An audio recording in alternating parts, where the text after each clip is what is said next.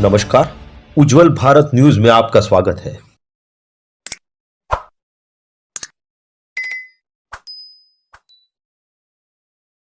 नमस्कार, उज्जवल भारत न्यूज में आपका स्वागत है।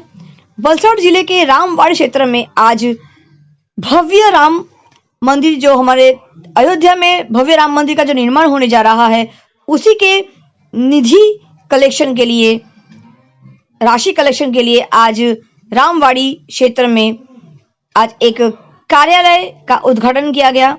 इस कार्यालय 15 फरवरी तक भव्य राम मंदिर का जो निर्माण होने जा रहा है अयोध्या में, उसी के संदर्भ में यहाँ पे राशि जमा की जाएगी और 15 फरवरी तक की सीमित अवधि दी गई है।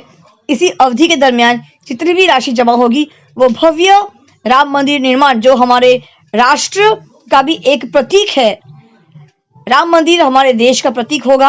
हमारे देश का सबसे बड़ा राम मंदिर जो बनने जा रहा है, वो पूरे देश के लिए नहीं, पूरे विश्व के लिए एक सम्मानपूर्वक प्रतीक होगा और पर्यटक स्थल भी बनाया जाएगा। और ये भी कहा जा रहा है कि भव्य राम मंदिर के भीतर प्रवेश करते ही हमें संग्रहालय मिलेंगे। संग्रहालय के साथ साथ हमें यहाँ पे बहुत सारे संशोधन केंद्र यहाँ पे बनाए जाएंगे। हमारी जो देश की जो संस्कृति है, जो हिंदू संस्कृति है, वो भी इसमें समावेश किया जाएगा। कहीं ना कहीं देखा जा रहा है कि देश आधुनिकीकरण की तरफ आगे बढ़ रहा है, समय पश्चिमी संस्कृति की तरफ आगे बढ़ रहा है। और दूसरी तरफ देखा जाए तो हमारे जो युवा वर्ग है, कहीं ना कहीं हमारे देश की संस्कृति, देश की परंपरा, उन सबको भूलता जा रहा है। तो इन्हीं परंपराओं को, इन्हीं संस्कृति को बचाए रखने के लिए, संग्रह करके रखने के लिए, संजो कर रखने के लिए, ताकि हमारे देश की जो प्रतीक है, जो परंपराएं है, संस्कृति है, ट्रेडिशंस है, कल्चर्स है, वो सबको बरकरार रखने के लिए ही इस भव्य राम मंदिर का निर्माण अयोध्या में होने जा रहा है। और उसी के संदर्भ में भारतवर्ष में जगह जगह पर इस प्रकार के कार्यालय का निर्माण किया जा रहा है।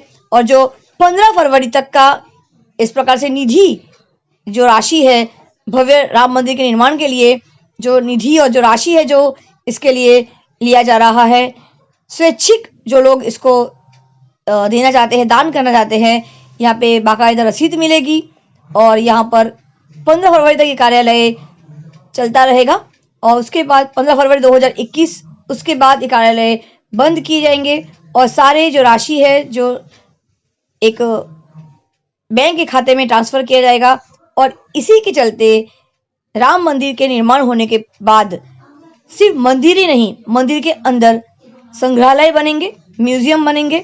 साथ ही में हमारे देश की जो संस्कृति, जो प्राचीन संस्कृति है, जो प्राचीन परंपराएं हैं, उन सबको एक ही छत के नीचे ले आया जाएगा और पूरे विश्व में भारतीय संस्कृति, भारतीय परंपराओं को एक साथ एकजुट होकर यहाँ पे संग्रह किया जाएगा।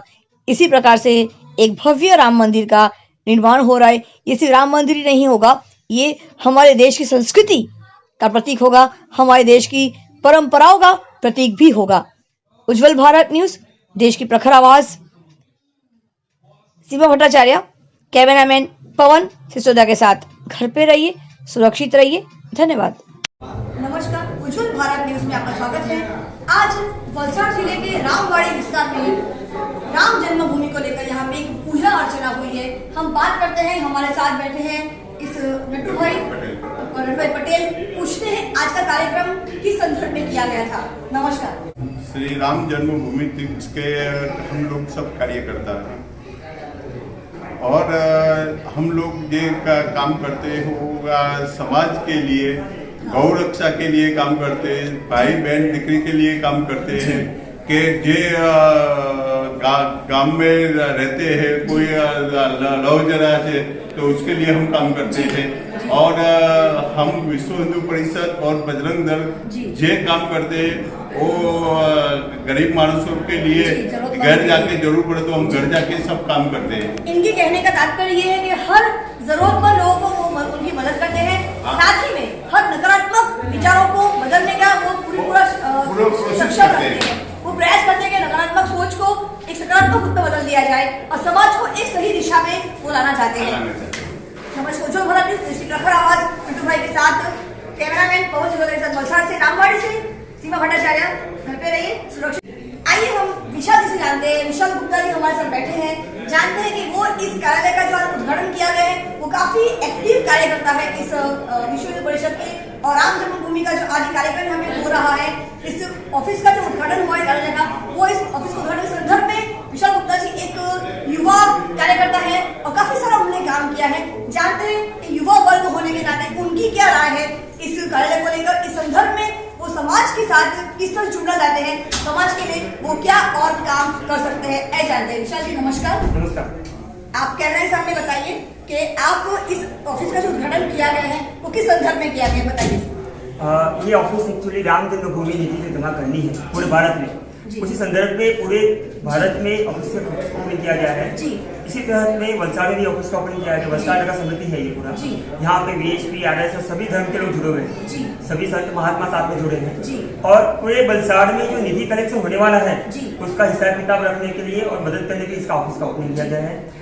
आज यहाँ सभी धर्म के लोग इकट्ठा हुए थे। जी, हम बात कर रहे हैं अयोध्या में जो राम जन्मभूमि का जो निर्माण होने वाला है, सबसे बड़ा जो मंदिर निर्माण उसके संदर्भ में बात कर रहे हैं। जी बिल्कुल बिल्कुल मैडम, अयोध्या में जो राम मंदिर बनने वाला है वो राम मंदिर यानी राष्ट्र निर्माण का काम करेगा। इसी संदर्भ में ये प्रयास किया जा रहा है कि हम सभी लोग, सभी समाज से, चाहे वो RSS हो, VHP हो या किसी भी समाज का हो, वो लोग घर घर जाएंगे और 10 रुपया 100 रुपया कुछ भी, जो जिसको कुछ भी करना हो, अपनी स्वेच्छा जो भी दान देना हो वो दान देगा। मुझे एक और बात जाननी है कि इस निधि का जो एक बड़ा कलेक्शन जमा होगा, मेरे ख्याल से ये जो निधि का जो कलेक्शन होगा वो अब्जों में जाएगा। हाँ, क्योंकि हमारे देश में अगर 150 करोड़ की आबादी है, अगर एक व्यक्ति ने अगर 1 रुपया भी दान किया तो वहाँ पे हो गया 150 करोड़, वहीं पे हो गया। तो मुझे लगता है कम से कम 10 रुपये भी दान किया तो उसका 10 गुना हो जाएगा। तो ये जो इतना बड़ा जो राशि जो जमा होगा तो उससे हमारे देश को किस किस दिशाओं में उस पैसों को बांटा जाएगा, कैसे कैसे कार्य किए जाएंगे, उस पर जरा नजर डालिए। जी देखिए, सबसे पहले तो हम राम मंदिर का निर्माण करेंगे जो करीबन 2.5 एकड़ में 57,000 स्क्वायर फीट में बनने वाला है। ठीक है, और उसके साथ ही वहाँ पे 67 एकड़ जमीन हमको दी गई है। तो उस 67 एकड़ जमीन के अंदर में वहाँ पे तरह तरह की चीजें बनेंगी, जैसे कि पुस्तकालय बनेगी, यात्री जो भी वहाँ जाएंगे उनके ठहरने का बंदोबस्त होगा। ठहरने का बंदोबस्त वहाँ पे मुफ्त में किया जाएगा, निःशुल्क किया जाएगा? अधिकतर तो मुफ्त ही होगा, और कितना पैसा इकट्ठा होता है, कितना बचता है उसके ऊपर डिपेंड रहेगा। वहाँ पे यंत्रशाला होगा, है ना, यज्ञशाला होगा, वहाँ पे जाकर लोग यज्ञ कर सकते हैं। वहाँ पे लाइब्रेरी होगी पूरी। इस तरह से अलग अलग तरह की वहाँ पे विभिन्न तरह की रचनाएं होने वाली है। पूरा 67 एकड़ जमीन में काम होने वाला है वहाँ पे। हाँ, जिसके लिए बहुत बड़ी राशि की जरूरत है। लगभग कितने, आप अंदाजे से बोल सकते हो कितने बड़े राशि की जरूरत है? देखिए 1200 करोड़ की तो एक अंदाजा लगाया गया है, लेकिन हम ये कह नहीं सकते कि इतना ही होगा। जैसे जैसे काम होगा समझ में आएगा, और कितनी निधि जमा होगी ये तो हमको पता भी नहीं कितना जमा होगा, कौन कितना देगा, कुछ आइडिया तो नहीं। क्या ये राशि का जो लाभ है क्या वो अन्य धर्म या अन्य समाज के लोगों को मिल पाएगा? जरूर, वहाँ पे जो भी चीजें फैसिलिटीज होगी वो पूरे देश के लोगों की होगी। देखिए अयोध्या में ऐसे बहुत सारे गांव हैं जो अंतरिम गांव, जो अंतरियाल गांव हैं, वहाँ भी बहुत जगह में अभी तक लाइट नहीं है, पानी की व्यवस्था नहीं है। तो क्या ये मंदिर के निर्माण का जो राशि, क्योंकि मैं क्या सोचती हूँ कि हमारा हर मंदिर हो, चाहे मस्जिद, चाहे हमारा गिरजाघर हो, धार्मिक कोई भी स्थल, उसका जो पैसा जमा होता है ना, वो किसी ऐसे कार्य में उसका उपयोग हो ताकि समाज के विकास के लिए उपयोग हो। जब हम लोग विकास की जब बात करते हैं वो पैसा सिर्फ मंदिर निर्माण के लिए सीमित ना रह जाए। देखिए मैं आपसे थोड़ी सी बात करना चाहूँगा। अगर मंदिर ही बनाना है तो बड़े बड़े उद्योगपति बैठे हैं जो बोल रहे हैं सरकार को या हम बना देंगे, उनके पास इतना पैसा है, कोई भी कम बना देंगे, लेकिन नहीं। यहाँ पे हम चाहते हैं कि पूरा देश एकजुट हो जाए, पूरे देश के लोग मिलकर के मंदिर बनाए। हम नहीं चाहते कि किसी मंदिर का नाम बिरला मंदिर ऐसा कुछ फिर से हो। हम चाहते हैं कि भारत की जनता खुद के सहयोग से मंदिर बनाए, और इसमें जिसको 10 रुपया भी देना है, जो देना हो, जिसकी रसीद को दी जाएगी बाकायदा, और वो पूरा का पूरा पैसा हिसाब से रहेगा। आज का पैसा जो भी कलेक्ट हुआ वो कल सुबह अकाउंट में जाएगा सीधा लाइव, पूरा का पूरा मैनेजिंग हो रहा है, 1 रुपया भी कहीं जाने वाला नहीं है। ये पूरा पैसा जब कलेक्ट हो जाएगा, इसके बाद पूरी राशि जब जमा हो जाएगी, उसके बाद जो स्ट्रेटेजी बनेगी देश के प्रति, देश के जनता के प्रति, तो तो वहाँ पे जब नजर डालिए कि ऐसा कौन सा मतलब विकास के निर्माण के लिए जो काम कौन सा मतलब कार्य होगा, शिक्षा को लेकर सबसे पहले शिक्षा की बात करेंगे, क्योंकि इस राशि से क्या अयोध्या के आसपास के जो गांव हैं जहाँ पे शिक्षा स्तर जो बहुत नीचे है जी, बिहार हो गया, छत्तीसगढ़ हो गया, यूपी का कुछ ऐसा अंतरियार जो गांव हो गया, कहा जाता है कि बिहार सबसे ज्यादा शिक्षा में आगे था। पता है कि बौद्ध बुद्ध भगवान जो है वो गया में, लेकिन आज वहाँ पे शिक्षा का सही तरह नीचे चला गया है। तो क्या वैसे इस ऐसे बड़े मंदिर के जो जब राशि जमा होती है तो क्या वो ऐसे कामों में वो उपयोग में आएगा वो पैसा? देखिए अभी से कुछ भी टिप्पणी करना सही नहीं होगा, क्योंकि कितनी राशि जमा होगी इससे हम अंदाजा लगा रहे हैं। जब राशि जमा हो जाएगी तो तात्पर्य हमारा ये है कि वहाँ पे जो भी चीजें बनने वाली है जनता के लिए बनने वाली है, मंदिर नहीं बन रहा है। मंदिर के अंदर और क्या क्या ऐसा उपयोगी चीज बनेगी जो जनता के लिए बहुत ही उपयोगी होगी, वो मुझे जरा नजर आएगी। देखिए वहाँ पे सबसे पहले तो मंदिर बनेगा, मंदिर के साथ में वहाँ पे पूरा यज्ञशाला बनने वाला है, जो भी यात्री का वहाँ जाएंगे उनके ठहरने का बंदोबस्त होगा, पार्किंग होगा और बहुत सारी चीजें वहाँ पर लिखी होगी। वहाँ से तो वहाँ पे रोजगार के भी सिस्टम होना चाहिए। वहाँ के जो लोग बेरोजगार, यूपी में लोग बेरोजगार हैं, तो क्या उनको रोजगार वहाँ पे दिया जाएगा? जैसे कुछ दुकान वगैरह स्टॉल वगैरह खोलेंगे तो क्या वहाँ के लोगों को रोजगार मिलेगा? सीमा जी 67 एकड़ जमीन में बहुत सारी चीजें आएंगी जहाँ पे लोगों को मुफ्त शिक्षा से लेकर के बहुत सारी चीजें होंगी, और जब हजारों लोग वहाँ पे आएंगे विजिट करने तो दुकानें बननी वहाँ पे, तो उसका भी सब लाभ लोगों को मिलने वाला है। और जितने ज्यादा, देखिए सीधी बात करते हैं, मैम जी का मंदिर है सही है, लेकिन जितने टूरिस्ट बढ़ेंगे उतना लोकल बिजनेस बढ़ेगा। वहाँ की जो आम जनता है, गरीब हो या कोई भी हो, वहाँ पे जो भी स्टॉल लगे, चाहे कोई फूल बेचेगा तो प्रसाद बेचेगा तो उसको आमदनी होगी, है ना। तो ये सब चीजें बनने वाली है, ये होने वाला है। और इनका ये प्लानिंग है कि जो भी पैसा बचेगा मंदिर बनने के बाद, सारी चीज बनने के बाद, उससे हम समाज सेवा करेंगे। तो वो सारा आपका सोच में है ही, बस ये है कि जैसे मंदिर का निर्माण हो जाएगा, सारी चीजें बन जाएगी, इसमें जो पैसा बचा उसको समाज सेवा में लगाने वाले हैं। जैसे कि समाज सेवा, किस तरह का समाज सेवा करने की आप प्रयास करते हैं? जैसे कि आपने बताया मुफ्त शिक्षा की बात कर रहे थे, तो वहाँ पे शिक्षा केंद्र ही बनने वाला है, रिसर्च सेंटर बनने वाला है, वहाँ पे रिसर्च सेंटर बनने वाला है, साइंस विज्ञान रिसर्च सेंटर डेफिनेटली। अच्छा। वहाँ पे रिसर्च सेंटर ही बनेगा, और रिसर्च सेंटर के पीछे आप जानते हैं खर्चा जाता है, संशोधन केंद्र वगैरह बनेगा। बिल्कुल। तो रिसर्च सेंटर के पीछे जो भी वहाँ पे साइंटिस्ट डेवलप होंगे, उनका जो भी खर्चा होगा संस्था उठाएगी। जी बिल्कुल। हाँ, तो इसी तरह से और भी बहुत सारे प्लानिंग है वहाँ पे। हाँ, जो कि ये मुझे इस प्लानिंग का एक और पेपर, मुझे एक डॉक्यूमेंट दीजिएगा, डॉक्यूमेंटेशन, ताकि मैं मेरे न्यूज चैनल में उसको स्क्रॉल पे चढ़ा सकूं और पब्लिक को मैं ये जनता को दिखा सकूं कि नवनिर्माण जो हमारा राम मंदिर निर्माण होने जा रहा है, तो वो सिर्फ मंदिर ही नहीं रहेगा जी, उसके अंदर संशोधन केंद्र बनेगा। हो सके तो एग्रीकल्चर संशोधन केंद्र, जैसे कि हमारे पास दक्षिण गुजरात के अंदर गंडेरी में भी है एग्रीकल्चर संशोधन केंद्र है।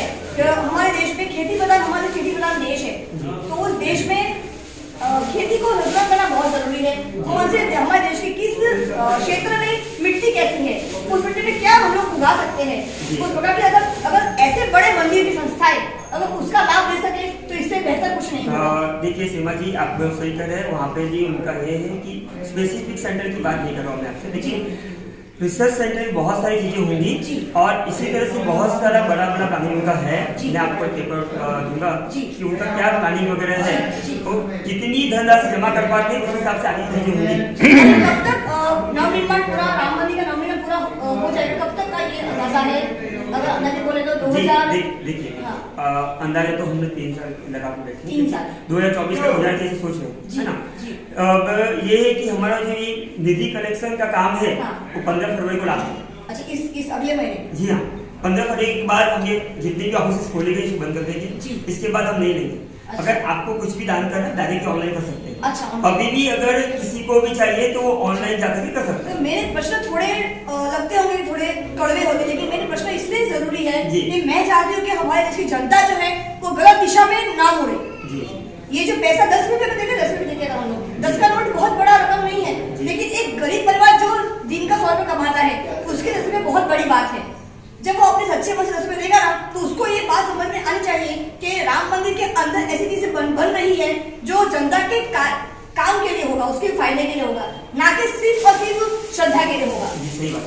ये मेरा एक पत्रकार होने नाते मेरा एक सवाल था, इसलिए मैंने आपसे पूछा। जी जरूरी है। और देखिए अगर पैसे ही कलेक्शन का हेतु होता ना तो ये क्या करते थे, किसी भी कंपनी को बोल दिया होता वहां से पैसे आ जाते। अभी भी हम निकलते हैं ना, बहुत सारे बोलते हैं कि आप पूरे बच्चा में मत डूबिए, हम आपको सारा पैसे देते हैं, कितना चाहिए हम मना करते हैं। हमारा उद्देश्य है घर घर जाकर के लोगों को मंदिर से जोड़ना। चलिए, समय कम होने के नाते आपसे हम यहीं पे रोक लगाते हैं। जी। अगला एक बात जरूर करेंगे, मुझे तब तक मुझे ड्राफ्ट आप दे दीजिएगा, मुझे व्हाट्सएप पे कर दीजिएगा। जी। और नवनिर्माण, राम मंदिर का जो नवनिर्माण होने वाला है उसमें और क्या क्या विकास होने वाला है, शिक्षा को लेकर, जैसे आपने शिक्षा को लेकर कहा, हेल्थ, स्वास्थ्य को लेकर, स्वास्थ्य केंद्र अगर बनता है तो उसके लिए किस प्रकार की और संस्थाएं वहाँ पे जुड़ेगी, किस प्रकार से लोगों को उपयोग होगा, उसका लोगों की उपयोगिता बढ़ेगी, वहाँ पे लोगों को मदद मिलेगी, हमारी जनता को बहुत लाभ होगा, वो सब मुझे जानना है। मुझे उज्ज्वल भारत न्यूज़, जय श्री प्रखर आवाज, वलसाड़ से शिवा भट्टाचार्य, कैमरामैन